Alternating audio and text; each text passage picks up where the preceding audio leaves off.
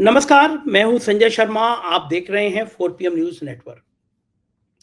कई एक हफ्ते से मैं लगातार कई बार देख चुका। एक बड़ी सुंदर सी बस, उसके ऊपर अंजना ओम कश्यप जी, आज तक की पूरी टीम और गडकरी जी बखान कर रहे हैं, मैंने ये हाईवे बनाया बम्बई का, और वो बम्बई की सड़कों पे वो बस घूमती हुई। लगभग 1 घंटे का प्रोग्राम था। मैंने भी बड़े मंत्रमुग्ध भाव से देखा कि गडकरी जी काम क्या कर रहे हैं। सुनता रहा मैं कि कहानियाँ बता रहे थे। फिर दूसरे चैनल पे मैंने बिल्कुल वही हालत देखी, गडकरी जी, गडकरी जी। तो मुझे समझ में नहीं आया कि गडकरी जी अचानक सारे टीवी चैनलों पे प्रकट कैसे हो गए और घंटे-घंटे भर का प्रोग्राम क्यों करने लगे? कहानी क्या है? ये तो कहानी पता थी कि मोदी जी गडकरी को पसंद नहीं करते। उनको लगता है कि अगर कुछ सीटें कम रहेंगी तो गडकरी प्रधानमंत्री ना बन जाएँ। पहली लिस्ट में गडकरी का टिकट काटा। फिर लोग बात करने लगे थे कि गडकरी जी का काम, काम, काम। तो मुझे फिर याद आया कि दिल्ली में एक सड़क बनी थी, द्वारका की, जिसको सोने की सड़क कहा गया। और उस सड़क पे गडकरी के भ्रष्टाचार की कहानियाँ, गडकरी के विभाग के भ्रष्टाचार की कहानियाँ सबके सामने आ गई। तो मुझे वो आज तक चैनल का 1 घंटे का इंटरव्यू मैंने इसलिए देखा, मैंने कहा निश्चित रूप से ये रिपोर्टर पूछेंगे कि भैया गडकरी जी, ये बम्बई के सुंदर-सुंदर हाईवे तो ठीक है, लेकिन आपने दिल्ली में, राजधानी में मोदी जी की नाक के नीचे, भारत सरकार के राष्ट्रपति की नाक के नीचे, यानी यहाँ पूरी सरकार बैठती हो, यहाँ देश का राष्ट्रपति बैठता हो, प्रधानमंत्री बैठता हो, सारे मंत्री बैठते हो, वहाँ हजारों करोड़ का भ्रष्टाचार कैसे कर डाला? ये कौन-सा जादू है? और फिर ये क्या मोदी की गारंटी वाली स्कीम यहाँ लागू नहीं होती है? कि कोई सड़क 10 करोड़ रुपए किलोमीटर बन रही है, वो 200 250 किलोमीटर बन जाए और सरकारी आंकड़ा ही उसकी, सरकारी विभाग ही उसकी पोल खोल दे। फिर मुझे लगा ये आज तक देश का सबसे बड़ा चैनल है, ये सवाल ज़रूर करेगा। लेकिन वहाँ तो अमूल बटर टाइप के सवाल हो रहे थे।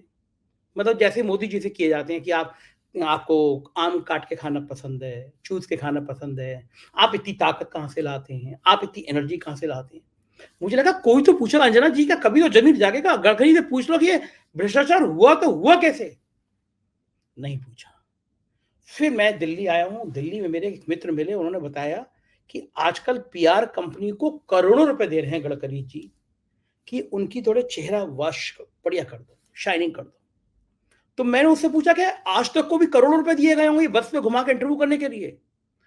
तो उसने कहा कि आपको पता ही नहीं है चैनलों को कितने करोड़ दिए जाते हैं इस तरह के प्रायोजित इंटरव्यू कराने के लिए। मैंने कहा भैया ये माल का धंधा अपने को समझ नहीं आता। फिर मैंने गडकरी के विभाग की पड़ताल करनी शुरू करी। मुझे लगा कौन आदमी ऐसा है जिसके पास ये जानकारी हो सकती है। तो मुझे एक शख्स मिले, और जब उन्होंने गडकरी के विभाग के कारनामे सामने लाए, रिकॉर्डेड चीजें दिखाई, तो सच में मेरे होश फाख्ता हो गए। नितिन गडकरी के विभाग का भ्रष्टाचार इस तरह खुल खुल के बोलेगा, ये मैंने अंदाजा नहीं किया। तो मैं आज उस बहादुर शख्स से आपकी बातचीत कराना चाहता हूँ। आम आदमी पार्टी के प्रवक्ता हैं, सर्वेश मिश्रा नाम है, और सांसद संजय सिंह के करीबी थे, तो ईडी ने इनके भी नोटिस वोटिस और तमाम इनके ऊपर भी किए। जो सच बोलेगा उसका यही हाल होगा। लेकिन मेरा अनुरोध है, ये पूरा इंटरव्यू सुनिएगा, आपके पसीने आ जाएँगे। सोच नहीं सकते हैं, जब गडकरी के विभाग का ये हाल है, तो फिर मोदी के बाकी मंत्रियों की गारंटी क्या होगी? चलते हैं सर्वेश मिश्रा जी के पास, पूरा इंटरव्यू सुनाते हैं आपको, और फिर मैं आपकी राय का इंतज़ार करूँगा। स्वागत है 4 पीएम न्यूज़ नेटवर्क में सर्वेश जी आपका। और मैं बहुत दिनों से चाहता था कि आम आदमी पार्टी के किसी नेता से बात करूँ, देखूँ कि कितने भारी मुसीबत में फँसे हुए हैं, दुर्दिन में फँसे हुए हैं। आप लोगों ने ऐसे काम क्यों किए कि 2-2 नेता आपके जेल में हैं, तीसरा आपके मुख्यमंत्री जेल में जाने की तैयारी कर रहे हैं। आए थे आप लोग बड़ी साफ-सफाई की बात करने वाले, शुचिता की बात करने वाले। ये कहाँ शराब और आपके धंधे में आप लोग उलझ के रह गए? शुक्रिया आपका, आपके दर्शकों का। और आज की वर्तमान राजनीति का परिदृश्य ये है कि जो भी लड़ेगा उसको जेल जाना पड़ेगा, और लड़ेगा और तय किया है कि सरकार का विरोध करेगा तो जेल तो समझ लीजिए। जेल तभी नहीं जाना पड़ेगा जब वो भारतीय जनता पार्टी की हाँ में हाँ मिलाए, इनके इलेक्टोरल बॉन्ड खरीदे, या किसी तरह भी सरकारें तोड़ने और जोड़ने में भारतीय जनता पार्टी की मदद करे। आम आदमी पार्टी के 2-2 नेता जेल में हैं। सत्येंद्र जैन बीजेपी एंट्रिम बेल पे चल रहे हैं। हम सभी लोगों ने तय किया कि हम लड़ेंगे सरकार के खिलाफ, तानाशाही के खिलाफ, देश में मची लूट के खिलाफ, बढ़ती महंगाई के खिलाफ। और इसलिए ये है, और लड़ते रहेंगे। 2024 का चुनाव आ रहा है, उसमें आप परिणाम देखेंगे कि इस लड़ाई के लिए जनता हमें पसंद करेगी। धर्मेश भाई, जो जेल जाता है ना वो यही कहता है कि हम ईमानदारी के लिए जेल जा रहे हैं, हम लड़ाई करने के लिए जेल में जा रहे हैं। आप इतने ईमानदार हैं तो आपको जमानत वमानत क्यों नहीं मिल रही? आप लोग जेल में आपके नेता क्यों इतने लंबे से समय से हैं? देखिए, ये तो राजनीतिक तौर पे है, जो पीएमएलए का कानून बनाया गया है। पीएमएलए में मैं भी रेगुलर बेल पे हूँ, मैं खुद स्वयं रेगुलर बेल पे हूँ। तो आप ये भी पूछ सकते हैं कि भाई जब सब जेल गए तो मैं क्यों नहीं जेल गया, मैं क्यों रेगुलर बेल हो गई। तमाम ऐसे सवाल हैं।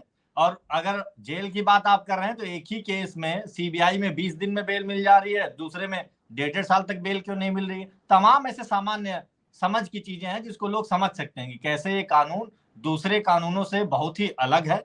और जानबूझ के सरकार इसका दुरुपयोग कर रही है।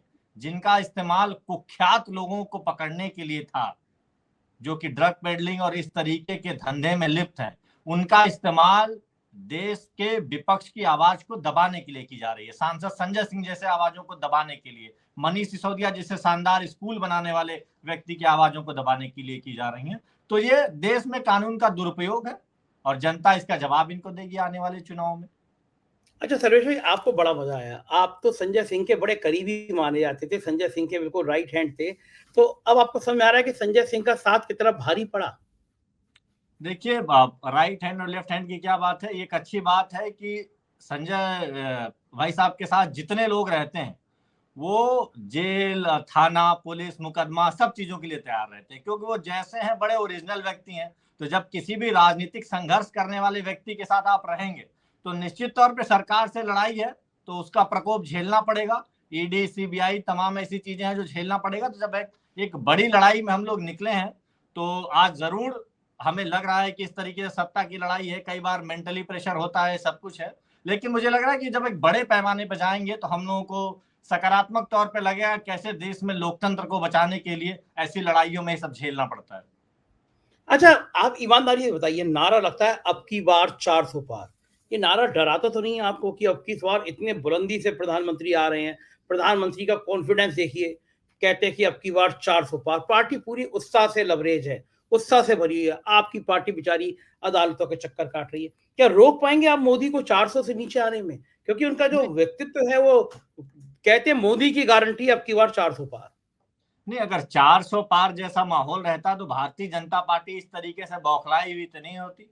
देश के एरू गैरू नत्थु खैरू कोई भी भारतीय जनता पार्टी में शामिल होने की बात करे, भाजपा ही अपने लोगों को नहीं पूछते हैं, अपने सांसदों को नहीं पूछते हैं। दूसरा कोई बाहर से आ रहा उसको तवज्जो मिलती है खूब, आज वो आसमान पे है।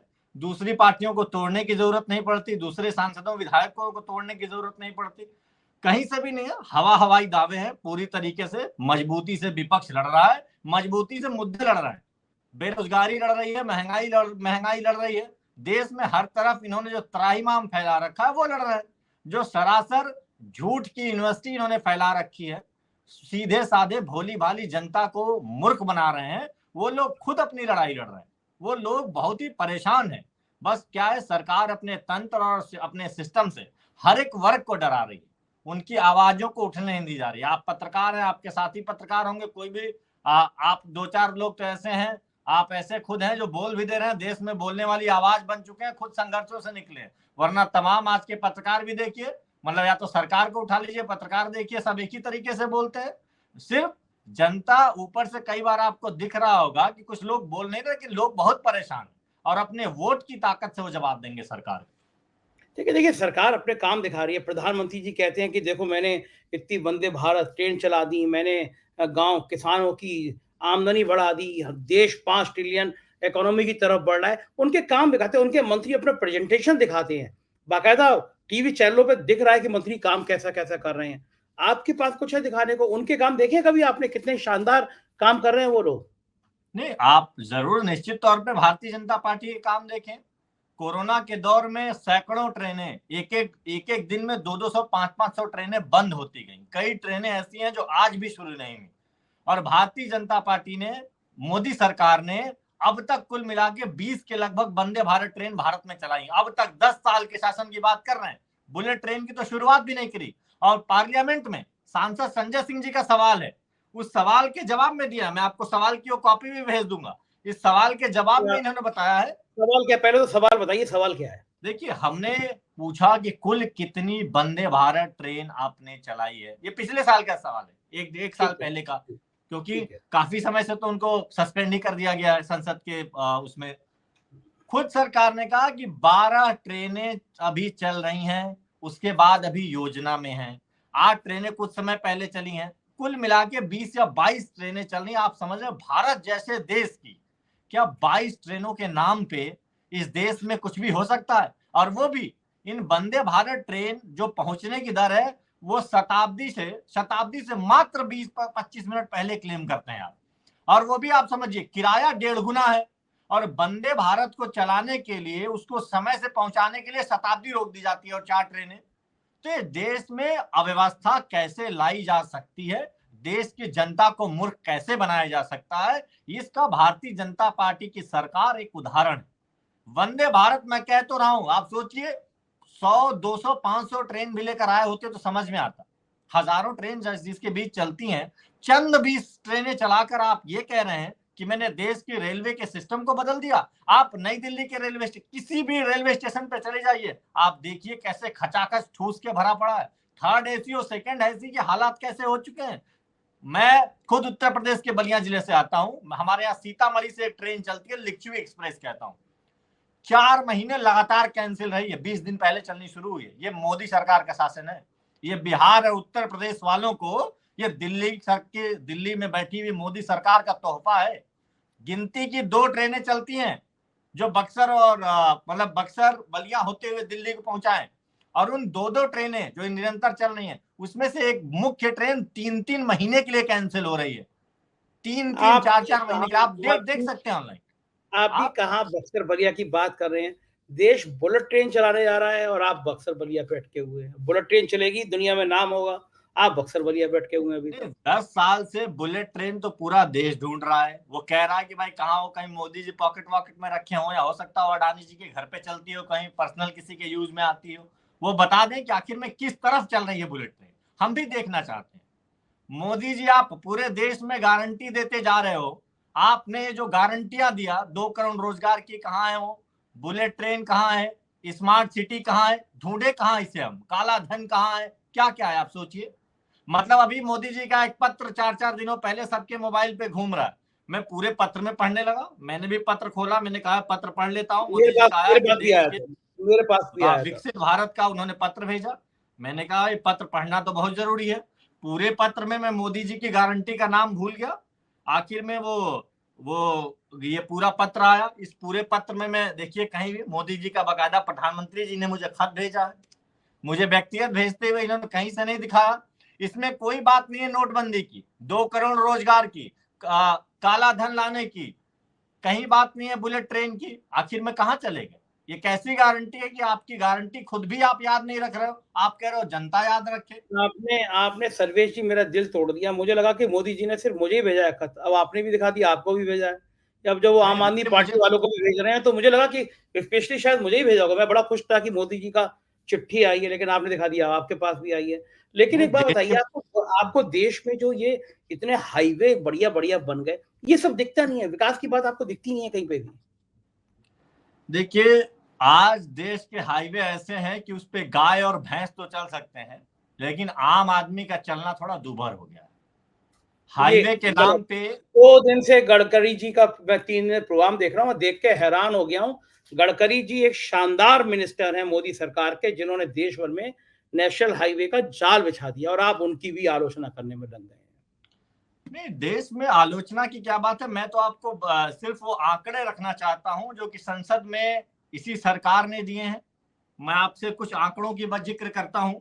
एक संसद का एक सत्र है, उसमें हमने कुछ सवाल किए थे। सांसद संजय सिंह जी के माध्यम से सवाल किया गया था। 2453 नंबर का सवाल है और 22/3/2023 को इसका जवाब दिया है राज्यसभा में। सवाल क्या था? ये सवाल में हमने पूछा है कि एनएचएआई पे कर्ज कितना है, कितना कर्ज बढ़ा, और नेशनल आखिर हाईवे पे। में एनएचएआई पे जो कर्ज बढ़ता जा रहा है इसका कारण क्या है। क्योंकि आपने जब प्रोजेक्ट एक ड्राफ्ट किया, आप पहले जब प्रोजेक्ट स्टार्ट करते हैं तो कहते हैं कि ये एक्स अमाउंट की लागत आएगी, जब प्रोजेक्ट खत्म होता है तो आप कहते हैं नहीं ये एक्स अमाउंट जो है एक्स इंटू 2 में हो गया, 2 गुना लागत में हो गया, 2.5 गुना लागत में हो गया। जब इस देश की सभी परिस्थितियां आप जानते हैं, सभी चीजें जानते हैं, आज प्लानिंग इस स्तर पर जा चुकी है कि आप आज बैठे बैठे लोग शादी तक तय करते हैं तो देख लेते हैं, देखो भाई इस दिन बारिश तो नहीं होने वाली है। आप सामान्यतः देखिएगा, लोग जब शादी तय करने जाते हैं तो वो भी देख लेते हैं कि अनुमान देख लो कहीं बारिश तो नहीं होने वाली है, ओपन कोर्टयार्ड करूं या बैंकेट कर दूं या किस तरीके से करें। ऐसे दौर में सरकार के पास तमाम सुविधाएं, उसके बावजूद भी सरकार खुद पार्लियामेंट में कह रही है कि 173 ऐसी योजनाएं हैं जिनमें देरी हुई, और उनमें देरी और तमाम कारणों की वजह से लागत एनएचएआई की बढ़ गई। और खुद इसके जवाब में देखिए सरकार ने खुद कहा है, इसमें एक जवाब में एक लाइन है, द इंक्रीज इन डेब्ट from March 2007 to March 2022 is around 51%। 1.5 गुना लागत, गडकरी जी के विभाग में, आप गडकरी जी के विभाग में, गडकरी जी के विभाग का जवाब है, कहीं दूसरा नहीं। आपको सवाल की मैं कॉपी भी भेज देता हूं, आप इसको पढ़ेंगे और अपने दर्शकों को दिखा भी पाएंगे, बड़ा आसान सा रहेगा। मार्च 2017 से मार्च 2022 तक ऋण में लगभग 51% की वृद्धि हुई। आप 2017 में 50,000 करोड़ का लोन लिया गया, 2018-19 में 61,217 करोड़ का, 2019-20 में 74,987 करोड़ का, 2020-21 में 65,080 करोड़ का, 2021-22 में 76,150 करोड़ का। देश कोरोना से जूझ रहा था, देश महंगाई से जूझ रहा था, 71 हजार करोड़ का लोन लिया जा रहा था। कुल तो लोन मिलाकर तो काम किया होगा ना उन्होंने, सड़कें बनाई होंगी लोन लेके। आप समझिए, अब इसी टैक्टिक्स को समझने की जरूरत है जो मैं आपको समझा रहा हूं। इसमें ही हमने एक दूसरा सवाल किया, क्योंकि हमें पता था कि देश की जनता को कैसे, भोली भाली जनता को किस तरीके से बताया जा रहा है। इसमें हमने सवाल किया और हमने पूछा कि गत 5 वर्षों के दौरान भारतीय राष्ट्रीय राजमार्ग प्राधिकरण द्वारा कितनी निविदाओं में निविदा पश्चात संशोधन किए गए, तत्संबंधी निविदावार कंपनीवार ब्यौरा क्या है। अब देखिए इसके 2 रिप्लाई हैं, वो दोनों लाइनें पढ़िएगा, बहुत कॉन्ट्राडिक्टरी लगेंगी आपको। सरकार ये कह रही है भारतीय राष्ट्रीय राजमार्ग प्राधिकरण की परियोजनाओं में निविदा के बाद कोई संशोधन नहीं किया जाता है। ये एक आपका जवाब हो गया। अब इसी के दूसरे पे आइए, जो सी से लेके दूसरे में है, लेकिन ये कह रहे हैं जी नहीं, हालांकि भारत के नियंत्रक एवं महालेखा परीक्षक ने अपनी 2022 की रिपोर्ट संख्या 11/4/8/2022 को संसद में प्रस्तुत में एनएचएआई द्वारा बीओटी परियोजनाओं में प्रीमियम के युक्तिकरण पर अन्य बातों के साथ साथ पैरा 3.2 में बताया कि एनएचएआई में निविदा पश्चात संशोधनों का सहारा लेकर रियायत ग्राहियों को अनुचित लाभ दिया। ये रिपोर्ट में है, ये रिपोर्ट में मैं इसको सवाल भेज दे रहा हूं आपको, ये आपके सवाल आपके मोबाइल पे है। आपका कहना है कि इस रिपोर्ट में पार्लियामेंट के जवाब में ये कहा गया कि गडकरी जी के विभाग में टेंडर के बाद रेट बढ़ाकर अनुचित तरीके से लाभ पहुंचाया गया। ये मैं सही भाषा बोल रहा हूं? अब मैंने जो अक्षरशः वर्ड बाय वर्ड आपको पढ़ के बताया है, कोई इसमें अपने मुताबिक शब्द नहीं जोड़ा है। और ये बहुत बड़ा, आप सर्वेश जी बहुत बड़ा आरोप लगा रहे हैं गडकरी जी के विभाग पर। मोदी का वो मंत्री जिसका चेहरा चमकता, छोड़िए, मैं 3-4-5 दिन से देख रहा हूं, आज तक में अंजना ओम कश्यप जी ट्रक के ऊपर बैठा के, ट्रक या बस जो भी है हाई फाई, उसको बैठा के गडकरी जी को घुमा रही है हर जगह, और बड़ा बढ़िया शो दिखा रहे हैं, हाईवे दिखा रहे हैं कि गडकरी जी के हाईवे कितने बढ़िया हैं। इसके अलावा दिखा रहे हैं बाकी चैनल पे, हर तरफ जिधर देख रहा हूँ गडकरी दिखाई दे रहे हैं। तो क्या ये सब चैनल वाले क्या ऐसे ही आपको दिखा रहे हैं? आपको क्या लग रहा है? ये आज तक मैं तो पार्लियामेंट का अनस्टार्टेड क्वेश्चन 3271 नंबर की बात कर रहा हूं, जिसका 29/3/2013 को रिप्लाई दिया गया है। और ये संसद की तरफ से एक आधिकारिक डॉक्यूमेंट जो मिलता है, मैं आपको भेज भी दे रहा हूं, अपने दर्शकों को भी दिखा दीजिएगा। ये मोदी सरकार की इसकी भाषा तो ये बता रही है कि टेंडर जो हुआ, मैं बिल्कुल, देखिए हमारे सीधे साधे दर्शक होते हैं, कोई रिक्शा भी चलाते हैं, कोई 5 स्टार होटल भी बैठते हैं।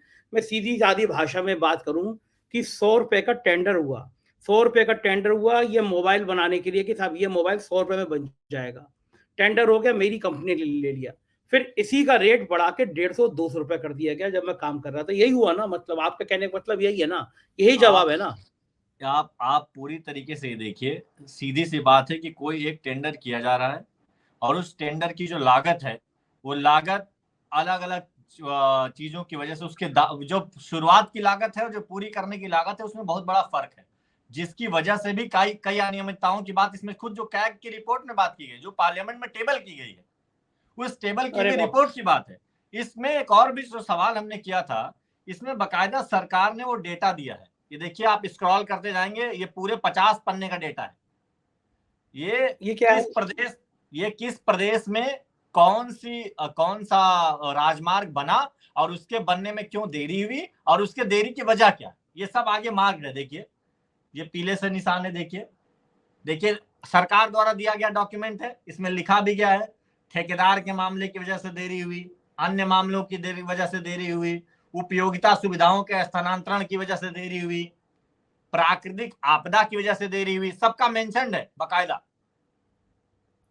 ये आप तो समझिए। आपने आप आज ऐसा खुलासा कर रहे हैं।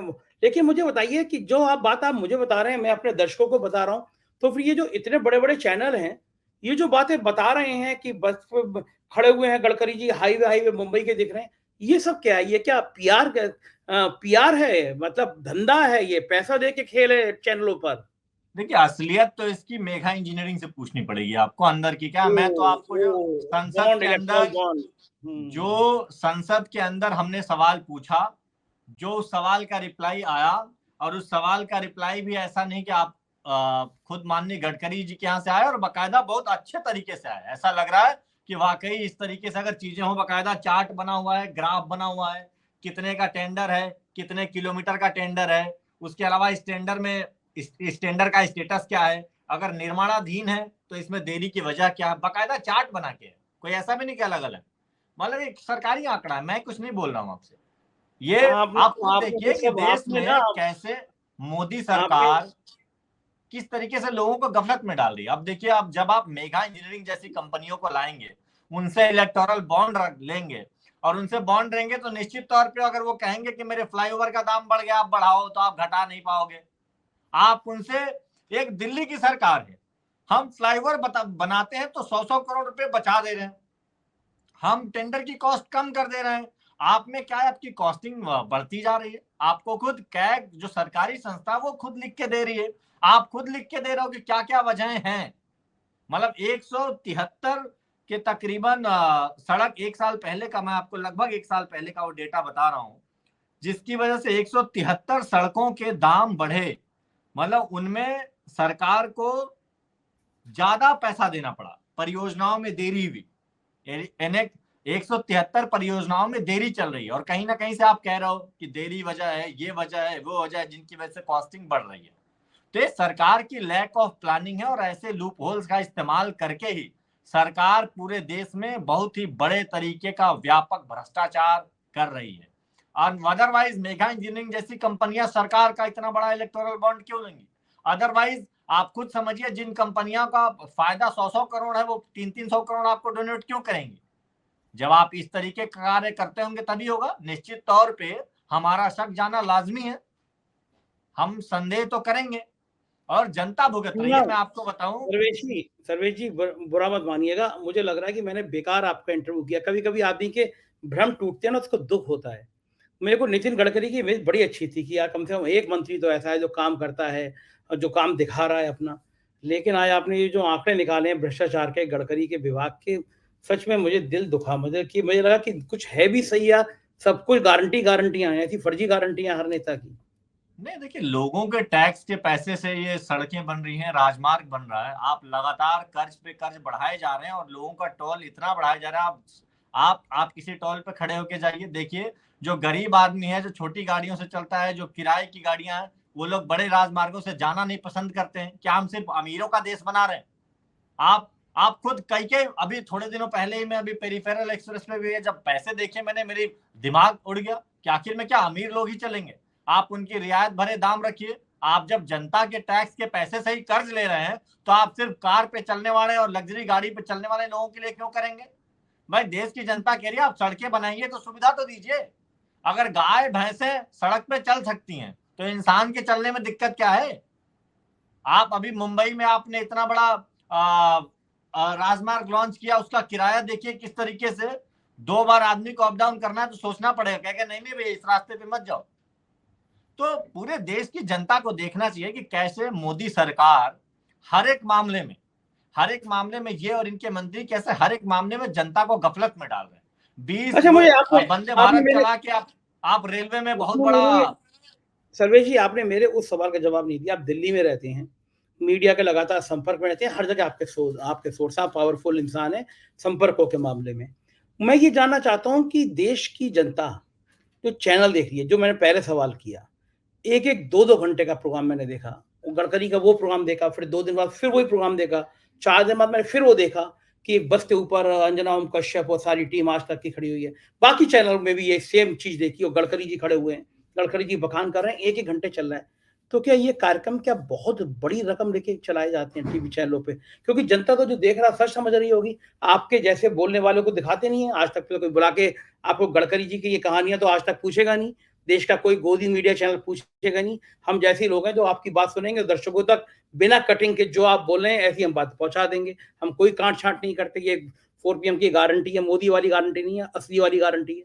आप जो बोलेंगे यथावत पहुंचेगा दर्शकों तक। तो मुझे बताइए ये खेल क्या है जो मैं चैनल पे 1-1, 2-2 घंटे के गडकरी जी की कथाएँ सुन रहा हूँ? क्या करोड़ों रुपए खर्च किए जाते हैं इस सब चीज़ों के पीछे? कि निश्चित तौर पे गोदी मीडिया का बहुत बड़ा होल्ड है, और मोदी सरकार को जब दिखाने के लिए कुछ भी कहीं काम नहीं है तो उनको ये दिख रहा है कि ये एक डिजाइंड मॉडल है, ये इनका है, ये दिखा दो। जब संसद के अंदर माननीय नितिन गडकरी जी खुद ये कह रहे हैं कि मैंने ये कॉस्टिंग में सड़क को बनानी थी और मैंने मेगा इंजीनियरिंग को बहुत कम में दे दिया, तो भाई जनता तो सवाल करेगी ना कि ये जो आपने जो कम कह रहे हैं ये भी जनता के लिए बहुत ज्यादा है।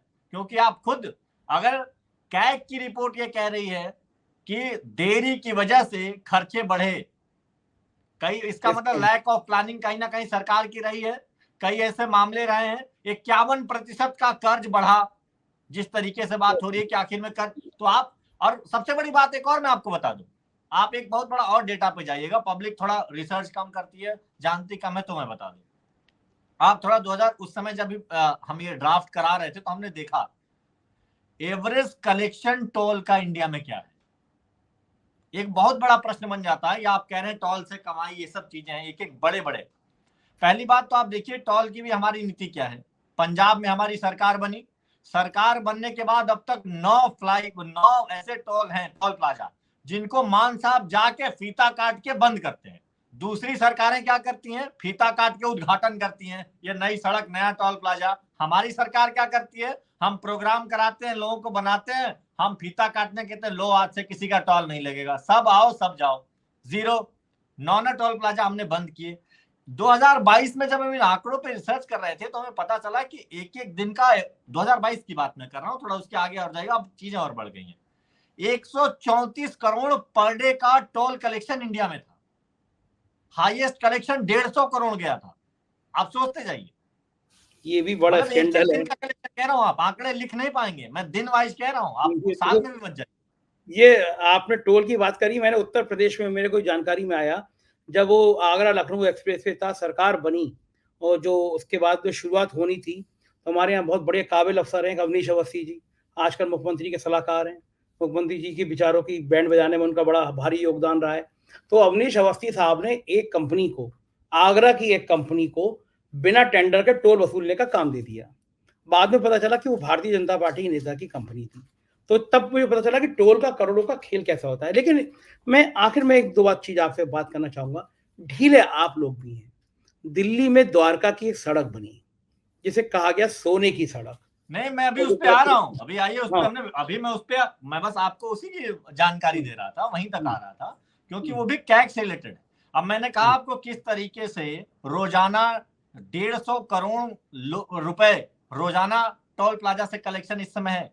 फास्ट टैग का सिस्टम आने की वजह से टोल का कलेक्शन रूटीन वाइज पता भी चल रहा है, जिस तरीके से उसमें भी भारी अनियमितता है कि अगर किसी व्यक्ति के पास, कोई गरीब आदमी गलती से टोल प्लाजा चला गया, फास्टैग नहीं लगवाया है, तो दोगुना पैसा सरकार मांगती है।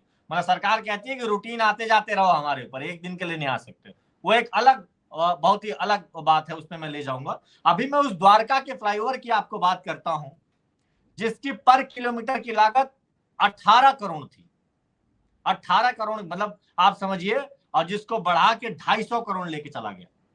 और 250 करोड़ कैग की रिपोर्ट कहती है कि बताइए कहां 20 करोड़ के लगभग, कहां 250 करोड़ के लगभग। मतलब अनियमितताओं की बात सरकार ने खुद की, कि कैसे कई गुना दाम पे द्वारका एक्सप्रेसवे पे दाम बढ़ा दिए गए। उसमें एक इनके ब्यूरोक्रेट के बेटे भी आए जो डायरेक्टर थे, जिनको पता चला कि भाई जो जमीन औने पौने दाम पे थी, उनका मुआवजा कई गुना मिला उनको। ऐसे कई, क्या है, पूरा तंत्र धीरे धीरे खुलता है इनका, क्योंकि इन्होंने पूरे सिस्टम को अपने कब्जे में लेके एजेंसियों को, लोगों को डरा रखा है। द्वारका की वो सोने की सड़क, आम आदमी पार्टी के तमाम प्रवक्ता, नेता, सब लोग गए, विधायक गए, और उन्होंने कहा देखिए जो सड़क है सामान्य सड़क नहीं है, ये सोने की सड़क है। अभी तक खैर वो चालू नहीं हुआ है, लेकिन आप खुद सोचिए 18 करोड़ कहां और कहां 250 करोड़। मतलब जिस तरीके से लागत बढ़ती है, भ्रष्टाचार का रिकॉर्ड टूट गया। इसका मतलब lack of planning, lack of coordination, तमाम ऐसी चीजें जिनकी वजह से बढ़ा होगा। देखिए डायरेक्ट और इनडायरेक्ट कई तरीके के करप्शन है जो मुझे बताइए सर्वेश जी, ऐसे भ्रष्टाचार चूंकि गडकरी जी को चेहरा बना रही है मोदी सरकार, हालांकि कुछ लोग कहते हैं कैग की रिपोर्ट जारी कराने के पीछे मोदी जी की टीम थी, क्योंकि मोदी जी गडकरी को पसंद नहीं करते, सब जानते हैं गडकरी का पहली लिस्ट में नाम नहीं था, क्योंकि लोग कह रहे हैं कि अगर सीटें कम लगेंगी तो गडकरी भी प्रधानमंत्री बन सकते हैं, ऐसी बातें आती रहती हैं। लेकिन गडकरी के विभाग का भ्रष्टाचार का ये बिल्कुल नंगा नाच जो आपने सामने रखा, आम आदमी पार्टी को बड़ा आंदोलन क्यों नहीं खड़ा करना चाहिए कि ये गडकरी जी के विभाग के भ्रष्टाचार की वो कहानियां हैं जो आज तक देश के सामने नहीं आई। एक तरफ ये न्यूज चैनल जो एक घंटे घुमा रहे हैं गडकरी जी को दिखा रहे हैं, तो गडकरी जी को समझ में आएगा ना कि भैया एक तरफ गोदी मीडिया के चैनल और एक तरफ ये पार्टी है जो हमारा सारा कच्चा चिट्ठा अभिलेखों के संग, रिकॉर्ड के संग ला रहे हैं, और आपके अभिलेख तो साबित कर रहे हैं कि मोदी सरकार के मिनिस्टर्स में गडकरी का भ्रष्टाचार में, अगर ये कागज सही है जैसा आप बता रहे हैं पार्लियामेंट में है, तो भ्रष्टाचार में गडकरी जी ने रिकॉर्ड तोड़ दिया। देखिए पहले तो आपको ये समझना पड़ेगा कि ये उनके कच्चे चिट्ठे हैं, जिनको मोदी जी की सरकार में कहा जाता है कि सबसे ज्यादा काम हुआ, सबसे तेजी से काम हुआ, सबसे बड़ा काम हुआ, सबसे अच्छा काम हुआ, वहां की एग्जाम्पल मैं आपको बता रहा हूं। और सोने की सड़क, ये आम आदमी पार्टी ने ही पूरे देश को दिखाया है कि देखो आओ सोने की सड़क देखो। तो हमने तो जहां जहां भी जनता से खुली लूट करते हैं हम बताते हैं, इनको हमने बताया कैसे फ्लाईओवर्स के बनाने में कॉस्टिंग कम की जा सकती है, इनको हमने बताया कैसे पंजाब में सरकार बनते ही टोल प्लाजा माफ किए जा सकते हैं। आपको पर डे एक एक टोल प्लाजा से रेवेन्यू 6-6 लाख, 8-8 लाख, 20-20 लाख था। सामान्य जनता पे समझिए कितना ज्यादा होगा। जो लोकल लोग रह रहे होंगे, जिनके खेतों की जमीन लेकर आपने वो सड़क बनाई, उनको भी आने जाने के लिए 100-100 रुपए देने पड़ रहे थे। आप समझिए दुर्भाग्य है, एक लोकतंत्र के लिए शर्मनाक है।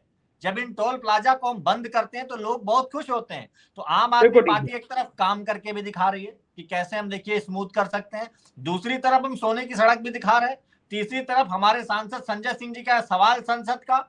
आप सोचिए कि 2021 और 22 में हमें सवाल पूछ रहे हैं, तो हम खुद भी तो, हमारे जो नेता हैं कितना आगे बढ़ चढ़ कर वो देख रहे हैं कि देखो इन परियोजनाओं की असलियत क्या है, देश में इनके नाम पे गुमराह क्यों किया जा रहा है, क्यों बताया जा रहा है कि हमने ये बना दिया, हमने वो बना दिया।